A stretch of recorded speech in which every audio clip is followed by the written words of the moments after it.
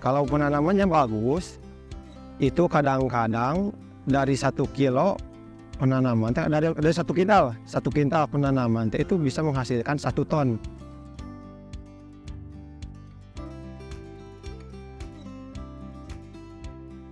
Gagal dari pemupukan sejauh ini belum pernah.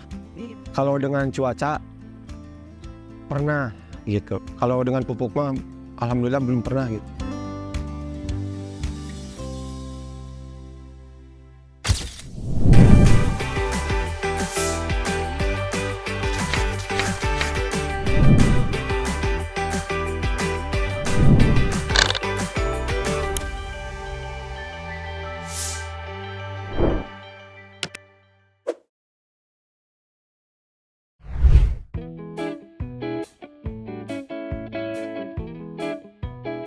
Ya, perkenalkan, nama saya Robi, asal dari Kampung Cikeris, Desa Cikandang, Kecamatan Cikajang.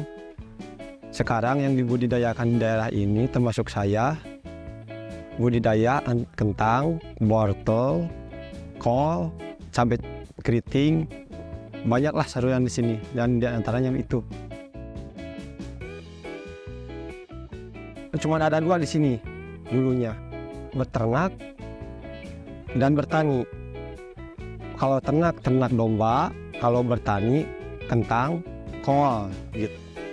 Dulu biayanya murah, kawasannya juga masih bagus, cuacanya masih bagus gitu. Obatnya masih bagus-bagus, tanahnya juga masih gembur, bagus lah. Makanya dulu memilihnya tani gitu. Yang paling potensial untuk dibudidayakan di sini itu adalah kentang. Kalau di sini harga kentang bininya banyak. Dari bini itu harganya yang bagus itu 35.000 per kilo.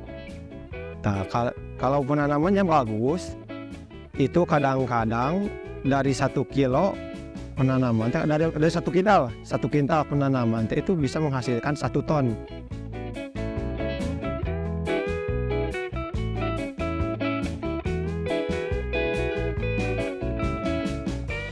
Kalau harga untuk kentang cukup stabil, alhamdulillah sekarang di atas 10.000.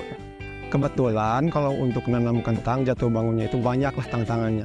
Yang pertama cuaca, yang kedua bibit, yang ketiga hama gitu. Kalau dari pertama dari bibit, dari cuaca dulu, kadang-kadang dingin lah, cuacanya ekstrim, hujan. Itu bisa mengganggu terhadap benih, terhadap beti juga ngaruh, terhadap tangkai ini juga ngaruh gitu. Kedua, masalah tadi benih bibit itu suka meletus, itu busuk, jadi meletus, busuk, mati ya, itu terhadap bibit. Kedua, penyakit, bisa busuk daun, busuk tangkai, itu juga mengaruh faktor itu yang mempengaruhi ruginya kentang.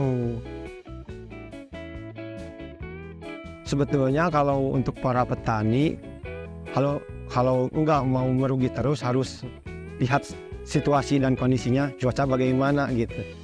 Kadang-kadang kalau tidak bisa mengetahui cuaca, ya otomatis akan gagal terus untuk bercocok tanamnya gitu. Biasanya kalau musim awal penghujan kan cuaca yang pertama dingin, hujan nggak teratur. Nah, itu dihindarilah gitu, dihindari, jangan sampai nanam hari-hari itu gitu, atau bulan itu, bulan yang udah ditentukan kadang gitu. Kadang-kadang Januari, Februari panen, udah ada hujan yang seperti kemarin-kemarin lah gitu.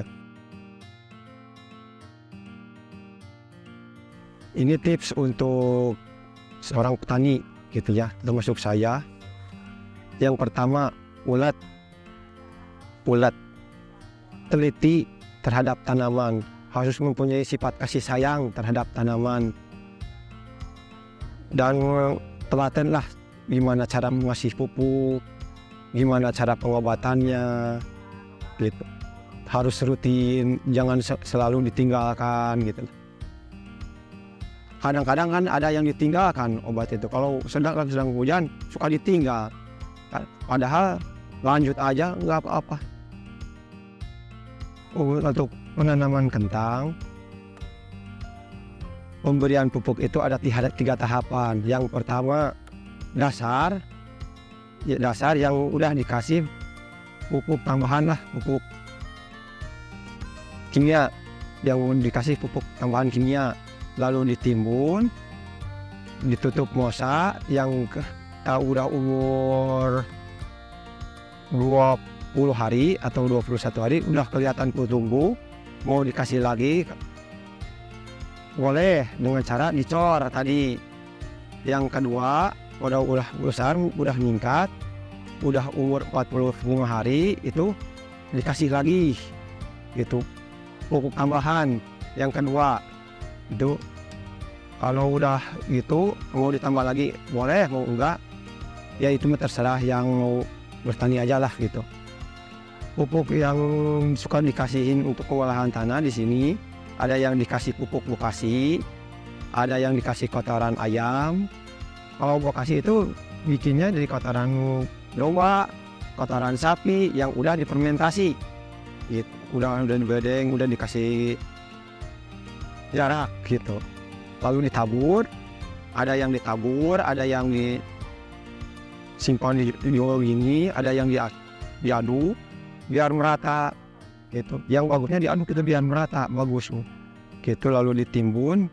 Udah ditimbun selama 1 minggu, lalu bisa dimasukin itu kentang benih-benih semua bisa dimasukin gitu, per hektar gitu.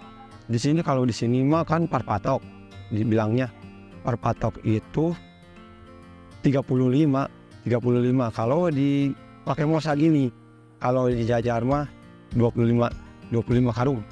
Untuk pupuk susulan biasanya dikasihnya udah umur 35 hari gitu. Ada juga yang 35 hari, 34 hari, 40 hari ada gitu. Kalau kelihatannya udah tumbuh cukup gitu. Ada yang ditabur, ada yang dicor gitu. Kalau mau irit dicor, kalau punya modal besar mah ya ditabur bagus. Dari pencangkulan, pemupukan, lalu diangkat itu 3 hari itu kalau udah kehujanan. Tapi kalau nggak ada hujan, nunggu sampai kehujanan dulu sebetulnya gitu. Kalau mau pemasangan mosa biar basah dulu tanahnya. Jadi kalau udah basah tanah lalu ditutup mosa, ditutup mosa, kasih lubang gitu.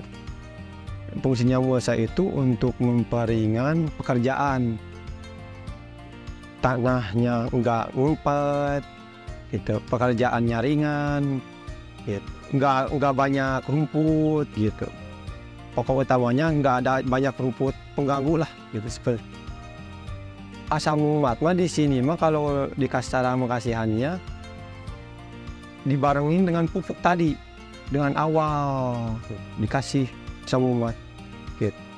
Lalu ditimbun tanah, kasih mosa, kasih bolongan itu. Jarang pakai mosa, dicor jarang gitu. Fungsinya asam umat untuk tanaman kentang itu yang pertama untuk menyeteriakan tanah supaya kandungan tanah yang di tanah itu kembali lagi steril lah, bagus gitu. Untuk menjaga busuk akar itu biar enggak mengganggu tanaman-tanaman nantinya gitu.